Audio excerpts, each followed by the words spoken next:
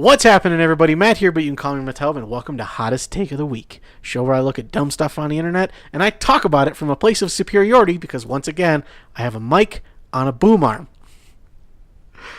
This week, the Packers beat the Dallas Cowboys in Jerry World.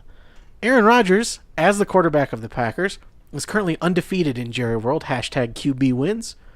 So I guess you could say it's kind of a home field advantage for him. With that said, fans were really complainy this week. They had a lot to say about the defense. They weren't real happy with the performance. When in reality, Cowboys are a pretty good team. Dak Prescott actually might be the truth. And the Packers defense played what I would consider admirably. There were a few really bad plays, but I think overall, if you watch the All-22, it wouldn't call it an embarrassment like fans have been saying. And actually, Twitter user Esnark, friend of APC contributor Badger Noonan, asked if fans of other 4-1 teams are complaining this much after a road win. I don't know. That's a good question. I'm not complaining. I'm pretty happy with it. We also got to see Aaron Rodgers do Aaron Rodgers things. It was beautiful. Oh, man, I love that game. The ending was awesome. When there's 1:13 left and Aaron Rodgers gets the ball, that was the most confident I felt about the game all week. So with that said, it would be too easy for me to pick on fans. It would be too easy for me to pick on the hot take volcanoes that are, you come to expect this kind of stuff out of. For example, Skip Bayless went off on a beautiful Twitter rant. I personally don't follow him, but I would suggest checking out his Twitter if you want some good schadenfreude. It's one of my favorite words. However, this week, we're going to do something a little different. We're going to look back at an old article shortly after the draft that was published on Acme Packing Company and do an all hindsight take edition. We're going to take a look at what other APC contributors said about the rookies coming in. To start off, we're going to take a look and see what Mike Vaith said. Malachi Dupree was a steal in the 7th round and will follow a similar career path to Donald Driver. Sorry, I have a personal attachment to this take because, as I said in a previous video, Malachi Dupree was not a steal in the 7th round, and he probably wasn't as good as everyone was saying he was. And as we've seen, he's no longer on the team. It's a little unfair for me to talk about this, seeing as how I have a personal attachment to it, but that's how I roll. It's my show. Next up, we have corporate overlord Evan Tex Western saying that Josh Jones is going to be the most impactful rookie this year. It's not necessarily how. We saw Josh Jones play really well already, and we could see him play really well moving forward. Everyone kind of thought that he was going to play that Morgan Burnett role, but honestly, we've seen him play just about everything, and he's done a great job.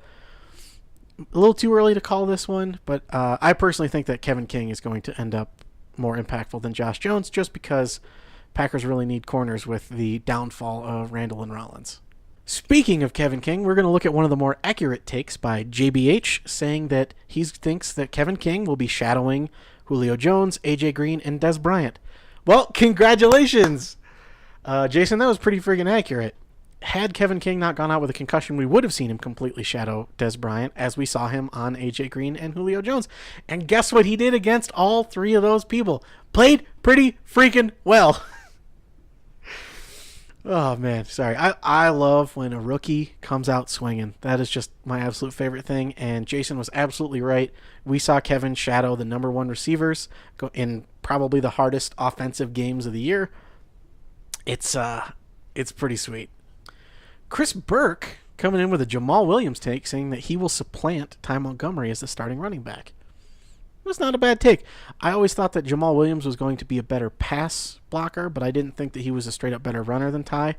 And I think that with one off-season of work, Ty was going to come in as a half-decent pass blocker, and that was really all that was going to be asked of him.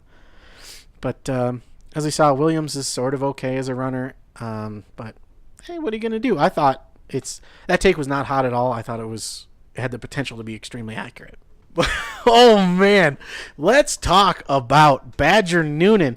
Freaking Takestradamus over here. He said that Aaron Jones is going to impress everyone and become the primary backup, probably taking over for Ty Montgomery.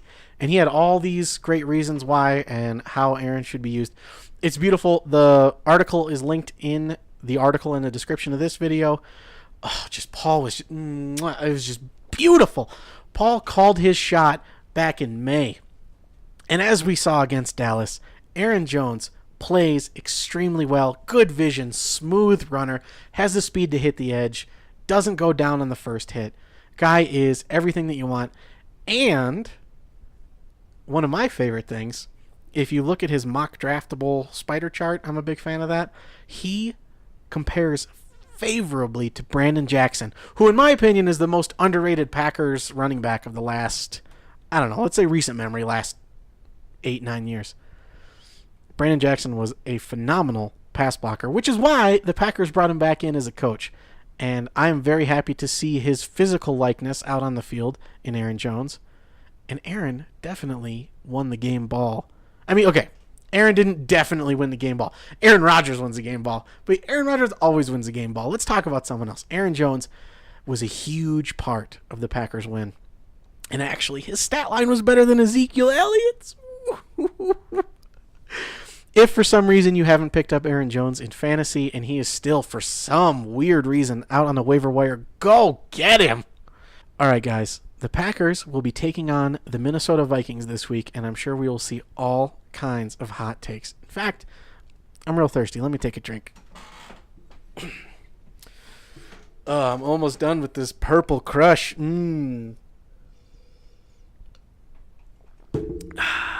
As we know, Aaron Rodgers is a big fan of the Purple Crush. So I feel like I need to drink it to prepare for the game this week. All right, guys. That'll do it for me. As always, I'm Matt, but you can call me Matub, and go Pack Go.